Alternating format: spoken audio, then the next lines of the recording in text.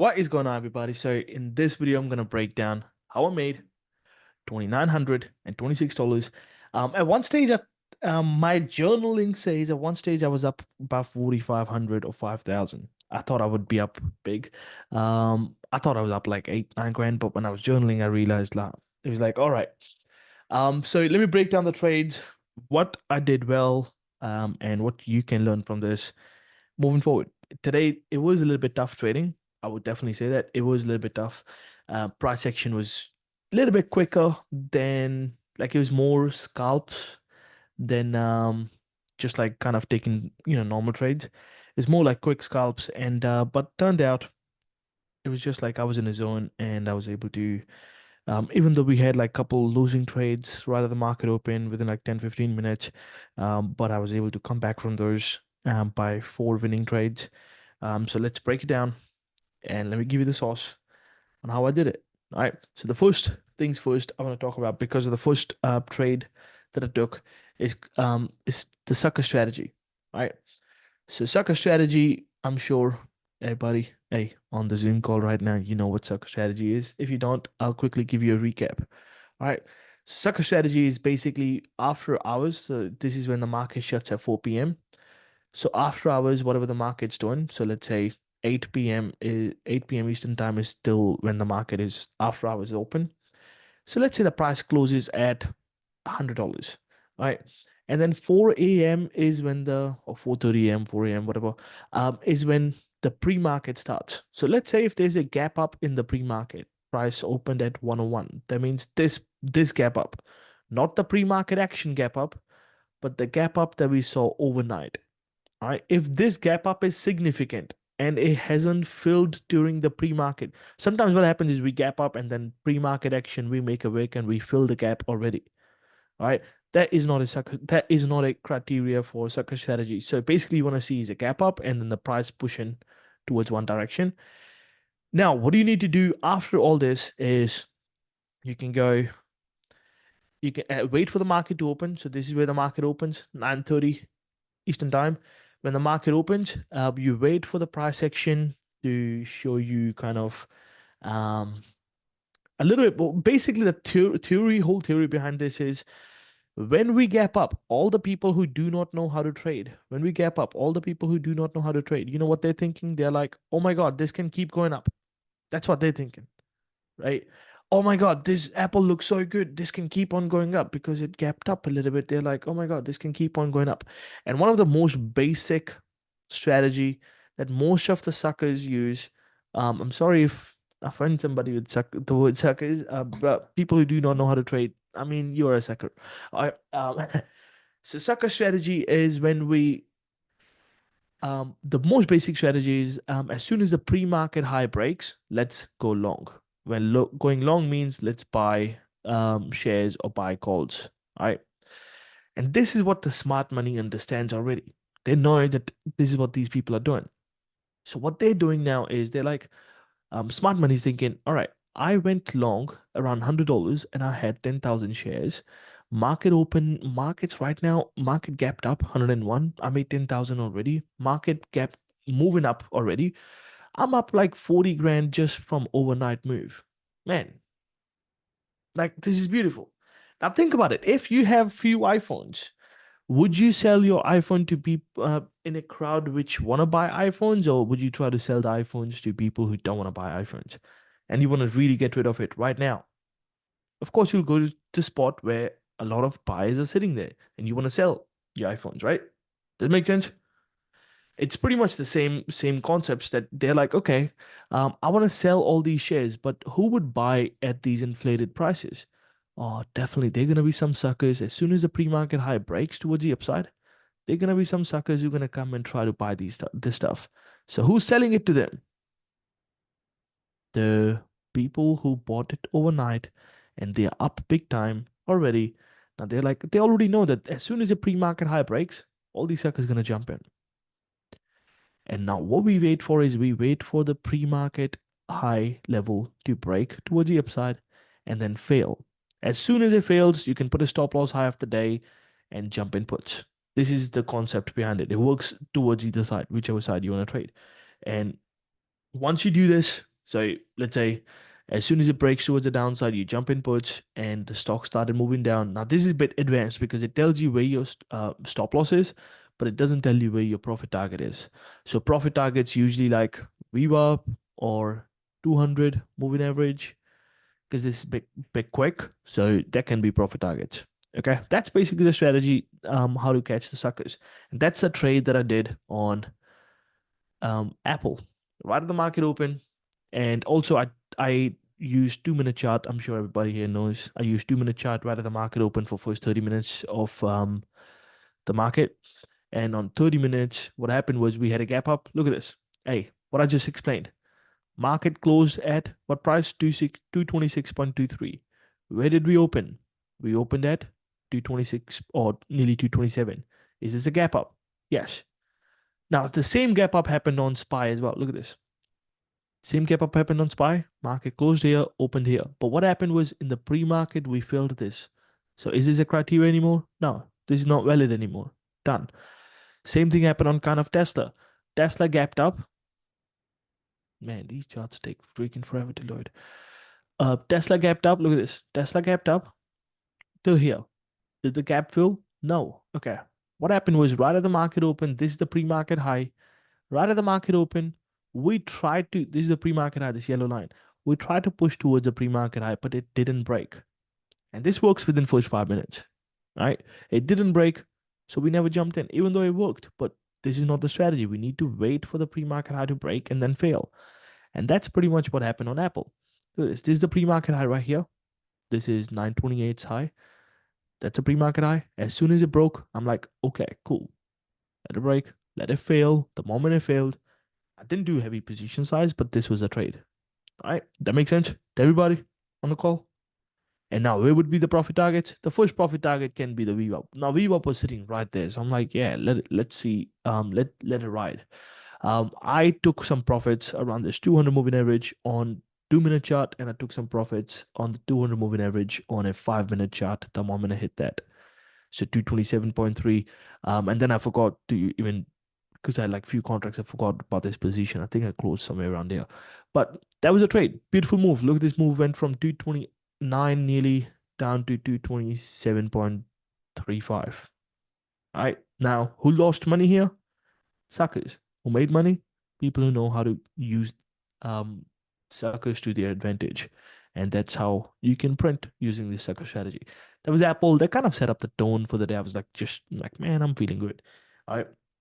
Then I took the Tesla trade after that, man. I lost a little bit of money in Tesla, but there's nothing that I did wrong. So I'll really quickly just go over this trade.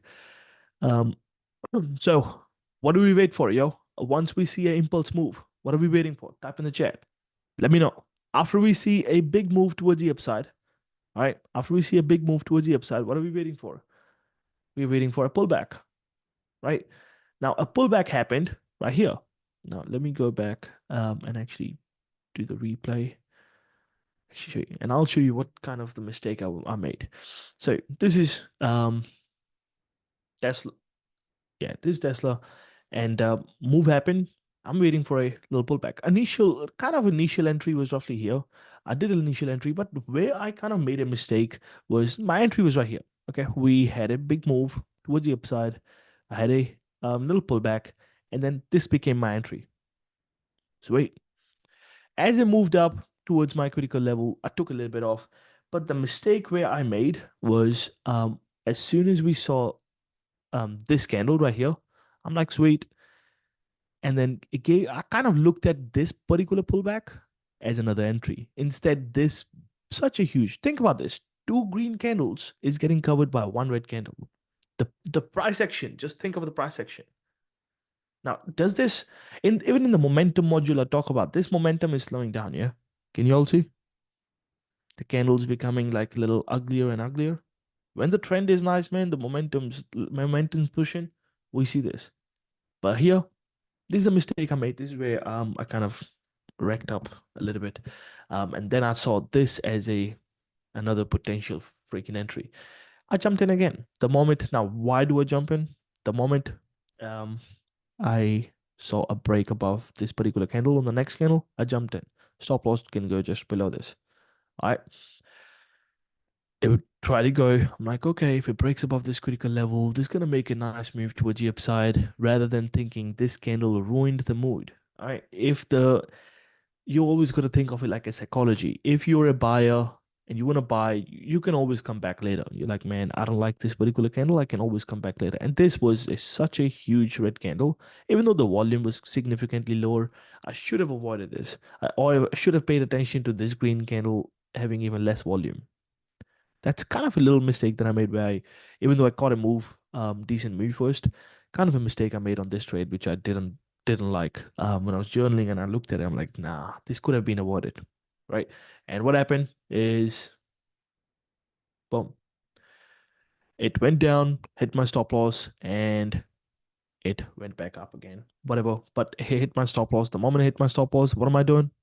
I'm jumping out of the trade. What do people do when the stop loss gets triggered? Oh, that's okay. Let me just wait for another 3 seconds. Let me see another level. If the next level holds, let me see this. Let me see that. And you know what happens then? Then a big move happens in the market where the market goes down like this, and then you're sitting there, hoping for the trade to work for you. And that I like to call it hopium. And hope is not a position, yo. I hope is not a position.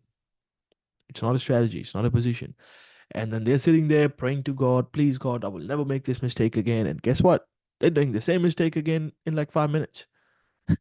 They keep God busy. Bro, I swear to God, traders think about God more than anybody else. And you cannot convince me like that I'm wrong. Traders worship God more than anybody else. Yeah, damn. All right. That was a trade. The moment my stop loss got triggered, I sold. All right. Because I know it, man. God's busy. There's kids in Africa or kids in India who need clean water. God's busy for them, bro. God's like, hey kid, where's the meme, bro? Somebody send us the meme. Where's the meme? Mr. Rob, send the meme. Hey kid, I gotta go. The meme says, "Hey kid, I gotta go. Somebody wants me. I can't give you clean water yet. Somebody wants me to push the stock in their direction." I'm like, bro, what the fuck? All right, that was a trade. Tesla initial entry kind of made me money. The second one I wrecked up a little bit, but not that I lost a little too much of money, but I could have avoided this. All right, third trade. Microsoft was a beautiful trade. I think there's nothing that we could have done different. But this is the way a lot of people made a mistake. All right, some people in the chat kind of told me, he's like, "Oh my God, I got lucky, I held." And that's the only those are the only people why I'm actually doing this trade recap video. I would have just be like, "Hey, made a little bit of money. I'll post a video tomorrow on YouTube." Um, but the only reason I want to actually do this recap was because of this particular trade. What basically happened was, okay, market started coming down. This is below the pre-market right here, below the pre-market, below this hourly level that we had. And I'm like, okay, sorry kid, I gotta go. I know you are hungry, but somebody's praying for the stock to go the way. Oh my God. All right. So basically what I saw here was a trade started moving towards the downside. All right. Then we pulled back up. Now, what am I looking for? I'm looking for a candle that is contained within the previous candle. Yeah, that's what I'm looking for. The stock, what happened? It started bouncing a little bit. Now, I got an impulse. Now I got a pullback. But the pullback has a criteria where it should be contained within the previous candle. Now, this candle was contained right here, but the stop loss was insanely wide. Does it make sense for me to go think about it? For this particular candle right here, it was contained. This candle was contained. If I would have, let's say, shorted this trade right here with my profit target right here, stop loss right here. Think about it. I'm risking about 91 cents to potentially make 88 cents. That makes sense?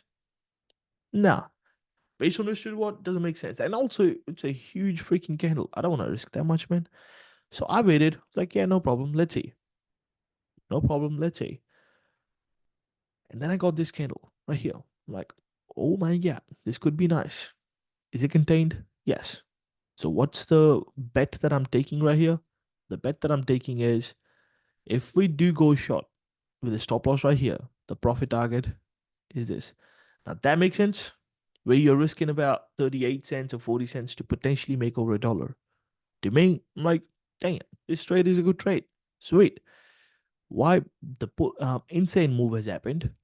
Then we pulled back, and it gave me kind of the candle that I like to see. And now I'm gonna jump in the moment the lows of this candle breaks toward the downside. Profit target, the next yellow line on my charts, which is the hourly level. I jumped in. Sweet, I'm chilling. And what happened? I know my stop loss. So as long as you know your stop loss, there's really nothing that can hurt you in the market. Yeah, the trade made sense because you do not just um who somebody sent me a message. He's like, ah man, I lost a little bit of money. I'm like, what did you do? He's like, I took this trade. I'm like, did you do anything wrong about the trade that you took? Like any mistakes you made where you held your? He's like, no. I'm like, so it's not a loss. Like why? Right. So it kind of goes as you risk for the reward. I'm like, you. It's just a risk that you were taking for the reward. If the trade would have worked, you would have made money. That would have been a reward. So when you start thinking like, oh, I didn't make money, it was just a reward that I got because I risked my money, it start making sense. It start becoming a little bit less. You start taking a little bit things a little bit less to the ego when you make money. Normally, people fuck up here because they make, let's say, they make 3 grand, and they're like, oh my god, I must be God. Anybody ever felt that before? Where you made a little bit of money, you're like, man, I figured it out. And you have like 3 days of consistency, like, I figured it out. I don't need to journal. Another day you make money, man, I must be God. Everything I touch becoming gold. And the moment you see that, you're like, boom, you lose all the money. And that's called boom and bust traders. And that usually happens when you start thinking of reward as actually money, as profits. It's profits, but it's just a reward that you got because of the risk. All right. That means there's always a risk. So this is a trade. I'm waiting. And what happened? The next candle shoots up, hits my stop loss. The moment it hits, I do not, yo, this is the thing. People wait for candle to close above the stop loss level. Like, man, I'll wait for the candle to close above. If the candle can close above my stop loss, I'll jump out. No, bro. What the heck? Where'd you learn that crap? All right. Imagine a candle closing like this. What you gonna sit there sit there waiting for somebody to rob your house? That's like you sitting there. You like somebody comes in robbing your house. You like sitting there. Like, hang on, I'll finish my episode, then I'll come see you. It's the same thing. That doesn't make sense. So the moment it hits your stop loss, jump out. That's what I did. I jumped out. Yes, whatever. Then it went further up. Sweet, I'm out. And this is where a lot of there's a couple people in the chat. I forgot the name. I gotta find out. Who's like, hey man, I stayed in. And what happened? They're like super excited. Hey, thank God I stayed in. I'm like, bro, what? You should nah. This is not the money that you should be even proud of. Because the trade worked, sweet, but a stop loss got triggered before the trade worked. And what happens with stuff like this is any money that you make, all right, mark my words, any money that you make without being disciplined in the market is eventually going back to the market, be it today, be it 3 months from now, be it tomorrow, be it day after tomorrow, or be it just in 15 minutes. It is going to go back in the market. So the moment it hits your stop loss, you should jump out. All right. No, it kept going down, but who cares? Now we will wait for another entry if it gives us another entry, but who cares? And I'm still waiting. I was like, yeah, hit the stop loss. I'm still waiting. And I waited till probably because I took another trade on Microsoft. Is this candle contained? Yo, this is the question. Is this particular candle contained for me to go short? Say yes or no in the chat. Let me know. Should I have taken the trade to go short after this? No, right? Why? The candle's not contained. So I didn't do it. What did I do? I waited. No problem. I'll wait. Guess what? That's such a huge move. What am I doing? I'm waiting. Because trading is not hard. Waiting for the trade is hard. And this is where everybody makes mistakes. When they're waiting, they don't know what to do. Bro, the moment just I don't know how you're gonna do this. The moment you sit like this in your chair, right near the screen, and you how like your hands are all over the keyboard and the mouse, you are about to make a mistake. Just mark my words. You're about to make a mistake. This is about to go down really bad. The way that you should be sitting, your sitting posture while you're trading should be sit back and lean back. A little bit away from the screens, a little bit away from the keyboard, a little bit away from the mouse. Oh my God, this is so important. I'm sure everybody here, hey, you have done this where you sit on the edge of the chair, you're like nearly in the screen, thinking you're like you can watch every single cent go up and down. That's where you make mistakes. So sit back as much as you can. That's super important. All right. Now this candle is going, these stocks moving down. I'm chilling, no stress, still waiting. And now 10 o'clock about to hit. What do we do when we jump, when we do 10 o'clock, yo? What's the one thing that we do in our trading that at the moment 10 o'clock hits, we do? Jump to 5 minute. Yes. So 5 minute, jump to 5 minute. See what's happening. Boom. This is 10 o'clock candle. Still move down, still pushing down. What am I doing? What's the one thing that you can do when you have all this stuff going on? Bro, chill, take it easy. It's a waiting game. It's such a so much cliche, and Charlie Munger says this. It's usually the most cliches that people ignore is why the reason they live a below average life. The cliches that people ignore, if they just start giving a little bit more attention to the cliches. What's a cliche here? That I'm sure you have heard this 1,000 times. Warren Buffett said, in stock market, money goes from impatient to the patient. Person who stays patient is gonna get the money. And it's cliche, and people are like, I know, but they don't actually understand it. That's why they don't make money. I'm still waiting. And finally, I got a little pullback. If the lows of this candle break, would I jump in? Say yes or no? Yo, he said play chess. Yes, chess is actually good. I used to play a lot of chess, now anymore. Um, if this lows of this candle break, should I jump in for puts towards the downside? The reason is you'll know the reason, right? Everybody who's saying no, why not? Nah, it's beautiful. We made a decent move, nice push, big impulse. We're getting a little pullback. Let's see. And the stock moved up a little bit more. Okay. Okay. Sweet. No stress. Are we in a trade? No. This candle contained? Yes. This becomes our entry. Boom. Where's the stop loss? Just on the other side. Now, if this breaks, we jumping in. Oh yeah. Oh yeah. That's money. Yo, this is money. Because we are doing what we're doing is the risk is this, the reward is the next level. Or the first reward would be a kind of low of the day, a kind of start taking some off, but the reward's this. This makes sense?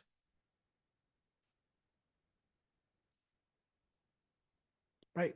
Because yo, what I see with a lot of people is they kind of they see that the stocks moving faster. They when they see the stocks moving so fast, they somehow feel like they're missing out even because what's the definition of FOMO? What's the definition of FOMO? Fear of missing out. But fear of FOMO basically happens when you're scared that you're gonna lose the money, which was never yours in the first place. That's why they fuck up, right? In the middle of the trade, when the stock's moving, they're like, "Oh my god, this is my money." No, it's not. Your money starts when you see a setup. But when you see a setup and don't take the trade, um, that's where you lose money. It's like, why not calls? Why puts? Bro, the trend is down. Why? Then this is another thing that people think is, oh, it already made a big move down. It can't keep going down. Bro, I've seen stocks keep going down whole day. Where and I've taken big losses trying to just play the opposite side. It's a downtrend. We saw a big impulse, got a little pullback. Now, what are we doing? It's time to jump in, time to trade. Boom, win a trade. Right? Where's the profit target? Yellow line. And you sit back, took some profits. It's bro, it's just that easy. All right. And when should you use Fibonacci? That's a good question. When should you use Fibonacci to kind of know that if the trade still makes sense? Fibonacci should only be used when visually it doesn't make sense. All right. Don't use Fibonacci where you can visually see that the stock's holding very well. Like this visually looks really freaking sexy. You don't need nothing. I want you to start trusting your eyes more than any indicator or anything else. That makes sense? Trust your eyes. Does it make sense? Visually, does this make sense? We made an impulse move, little pullback. When we get a when you can't, you're like, man, I'm a little confused. Does this still make sense? Then you draw the Fibonacci retracement levels, and then you can be like, does this still make sense? Oh, okay. All right. And this is super freaking important. I didn't use so why didn't we use Fibonacci in Tesla trade? I didn't even use Fibonacci this trade. I was just like visually I can see if it's holding decent or not. Um, but that's important. Do you wait for the break of the green candle still on the current red candle? What? What? Bro, what? Mr. Gurvinder, what'd you say? I didn't get it, man. Um, I wait for the moment the candle breaks, I jump in. The moment my candle breaks where I drew this line, that's when I jump in. The moment this candle breaks, I jump in towards the downside. Of course, the KCU people, you know the drill. The bids and asks. The moment the bids and asks fail, that's when you jump in. That's how you're gonna make money. All right, beautiful. Now, what do we do when we hit the first profit target, yo? This is a question. The moment the stock hits our first profit target, let me know. Type in the chat. What's the first thing that we're gonna do? Negative risk management. And how do negative risk management works? If you jumped in, say 20 contracts, you're gonna take 10 off. And what's the stop loss for the remainder 10 that we have? That means the money that you took off is in your pockets. The stop loss for the remainder 10 is break even on the option contracts. The break even on the option contracts, wherever you entered, whatever the price you entered, what the stop loss break even. Just in case if it bounces, let the stock market and it's super fucking important. This is really important. Let the stock market tell you which trade is a good trade and which trade is a bad trade. That makes sense? Let the market tell you if it's a good trade or bad trade. What I mean by that, if it's a good trade and if it still has some juice, it'll keep on going down, right? That means the remainder 10 contracts that you have, sweet, you take another 5 off here, you'll take another half off at the next yellow line, sweet, and the stop loss still says break even. But what if it bounces? Huh? We don't lose nothing. Why? We already took money off the 10 contracts and this stop loss is break even anyway. So if it bounces, sweet. You happy to do that, right? And this is the problem when this is the one big problem that I have seen so many traders do is because I talk to a lot of traders on my Instagram and or I watch a lot of videos about of people making content and I'm like, man, this is not how it works. Um, how the thing kind of goes is they look at the unrealized gains. They're like, because they won 20 contracts, let's say they were up $100 a contract in this move, in by times 20, what's that? 2,000? And now they only are taking $1,000 gains right here, but they still somehow fall in love with the 1,000 unrealized gains that's still open. The risk that you're taking right now is if the trade is good, this 1,000 will turn into probably another 2K because the trade will keep working. But if it bounces here, what's gonna happen to this 1,000? This 1,000 goes away. So you're only gonna fucking fall in love with realized gains, yo. The moment you start looking at unrealized gains, this is done. Your brain power is done. You lose some brain cells straight away. Because now you're not trading the charts, you're trading the P&L. So that's why keep your P&L off. Don't even worry about it. Don't even worry about how much I'm up. Nah, the moment this hits, trade the charts, not the P&L. Right? That makes sense? Just do a thumbs up in the video. That makes sense. All right. Sweet.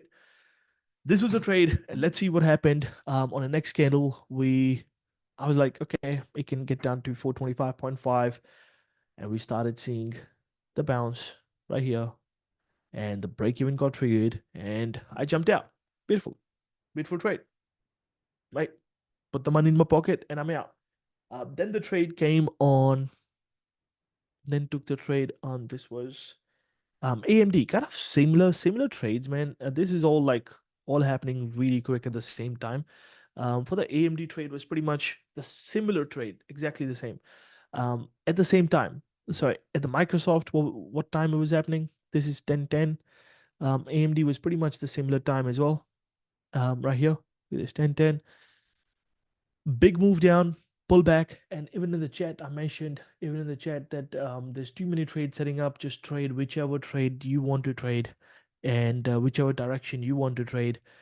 Uh, I mean, like these were the few plays that I called out. I said these all are setting up, and I was on the voice, and we traded this right. So I was watching this. Where would I now? This would make sense to everybody else. Hey, everybody here, you will just understand where I took this exactly same trade.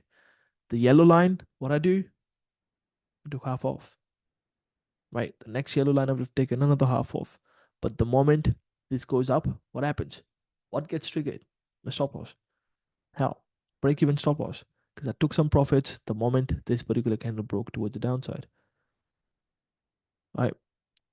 I took some profits the moment it gets triggered right here. 155. Bit will trade? Yes. Right. There was a trade on AMD, nothing really special about it. And then comes QQQ's kind of a similar trade as well. All happening at the same time, man. Big move down. This was a 10 o'clock move down. There was consumer confidence numbers, I think. There was consumer confidence numbers coming out today at 10. Yeah, consumer confidence numbers. The numbers came out. The numbers were bad or good. I don't know. I don't care.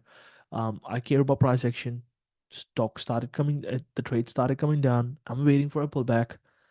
As soon as goes right here, and I'm like, okay, this stop loss is insanely wide, yo. This is super important as well. This is the stop loss that's insanely wide. But the next candle that we saw pretty much put my stop loss down because it's still that candle is contained as well in the previous candle. That dropped my stop loss big time. Think about it. 482.06. Here it was 482.44. So it dropped my stop loss by 44 or 40 something cents, right? That means my risk to reward basically got so much better. And this is how you always need to kind of think about it. Is let's say if my level is kind of, I was like looking at low of the day. Let's say if my level is this level still. Now think about it. My risk to reward is one ratio 1.55. That means I'm risking about 90 cents to potentially make 1.41. Now if the risk drops a little bit, check out my risk to reward 2.56 now. So when you look at this way, oh, my risk dropped. And that's why I want you to bring down your risk to almost zero at break even. Because guess what? What are you left with? All reward. If the trade keeps going in your direction, it keep getting like this, bigger and bigger. And that's where you make money. Money's not made on your first move. Money's made on the runners, right? Like the money that you want to make is the runners. Is the passive money mostly that gets you rich that you're not doing anything for. The first trade is just like, the first entry is just like you actively working to find that trade. That's what you're working for. You're not working for, you're not just like kind of your job's to find the trade and then let it run. That's how you keep on pretty much getting rich. All right. This trade, I'm sure that I would find a video. So some people might think here that I'm just saying it. No, I said that take some profits. The moment we started, I think it was like 480.5. Was it here? Yeah, I think so. 480.5. The reason why was we broke the low of the day. 480.5 is holding really well. And I was like, take some off. If you can take some off, you want to take some off, take some off. And it was like a decent push, like a dollar move down. And I took profits. Now I would have loved for the second trade that I did, I kind of fucked up a little bit here because this is a trade that I did. I wanted it to touch this for 80.1, but it didn't go down and actually touch that level. So, lost a little bit of money there, but that's why I was up actually at one stage right here. I was up about 4,500 bucks, nearly 5,000. But by the time I walked away, it's only 2,900 or something. But this was a few trades, man. There was another trade. I think it was Nvidia. that I took. Kind of similar setups. It's just like same thing on repeat, pretty much. That's how my trading is. Um, but that was on a 2 minute chart, roughly around. I'm looking at my broker on my phone right now. Roughly around, yeah, roughly here. This was all right. I think the mistake probably again was the trend was pretty not really strong, and we pushed up, then we made a wick down, we pushed up again, had a huge candle down. I looked at this candle as like the contained candle, and because the risk was pretty small, so I was like, this makes sense. I went long with a stop loss right below this particular candle with the profit target, first profit target high of the day. It's just like I'm risking 20 cents to potentially make 30, right? And I was like, okay, might hit the next yellow line, which would make more sense. That was just the only reason why I took this trade. Would I have taken this trade, the breakoff right here? Probably not. Why? Because I'm risking too much money. The only reason why I took this trade, and the trade looked all right to me, even though trade didn't work, was the risk was super small. Right? It's like a small candle that I was looking at. The risk was super small, and turned out didn't work. But hey, it is what it is. You worry about the inputs, the outputs worry about themselves. And I did the same stuff over and over again, whole day, and turned out to be a great trading day. So that was that. All right, and pretty much, let me know if you have any questions, and quickly go over them. All right, what would you have pulled out of that one since it never up same at the moment it hits the moment I'm taking first profits, it's always 50% off. The moment I'm taking first profit target in the stock market, the first profit that I'm gonna take after I enter the position is always 50% off. That means if I have 50 contracts, I'm gonna take 25 off. If I have 100 contracts, I'm gonna take 50 off. It's always the same thing on repeat. All right. Um, when will you stop the runners? You can pretty much let your runners run up until it doesn't make sense. Literally. So what I mean by that is, let's say if these are the lines that you have on your charts, you took 20 contracts here, it hits your first level, 10 off, hits your next level, you took 5 off, hits your next level, you took 3 off, then hits your next level, you're like, all right, took 2 off, 1 off, comes to a stage where you're like, man, it doesn't make sense. All right, pretty much till zero. You're not in the trade. Because if the day A, if the stock's moving, and you guys know when the stocks move, man, they move. They don't play around. They move. But you want to make sure you're catching the most out of it on that particular day. And you can of course keep adding to your trades and keep like doing this on repeat. But that's how you keep making money on the days. I think last week that I had the biggest day that I had in a while. What was it? 70 grand last week? Was it last week? It was the same thing. One trade that was working, I kept putting more money into the same trade over and over again, over and over again, and it was turned out to be a beautiful trade. I um Nick can check. Yeah, I'll check the DM, bro. I'm so sorry, man. I haven't seen the DMs in a while on Discord. Yes, I got you. Question on Nvidia. You think the large candle might be trend killer before the patient? You can say that, man. You can kind of say that, yes. But I kind of wanted to just give it a shot. This candle was big. I just kind of wanted to give it a shot. That just because this candle was pretty small, pretty small. I just wanted to give it a shot. I wanted to see how this goes, and that's it. All right, that's pretty much it, guys. You guys have fun, and hope you got value out of it. And if you're watching this on YouTube, this is too much freaking sauce putting on YouTube, but I'm sure, I'm sure you didn't take any notes, so whatever.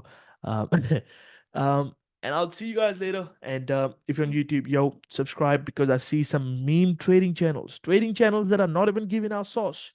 They have like 100,000 subscribers, and I'm like giving the whole sauce out just because I'm not full posting flexi shit. I have like 11,000. Bro, come on, subscribe to the channel, like the video. All right, guys. Everybody on the Zoom. See you guys later. Let's get it, yo. Let's breaking go. Goodbye.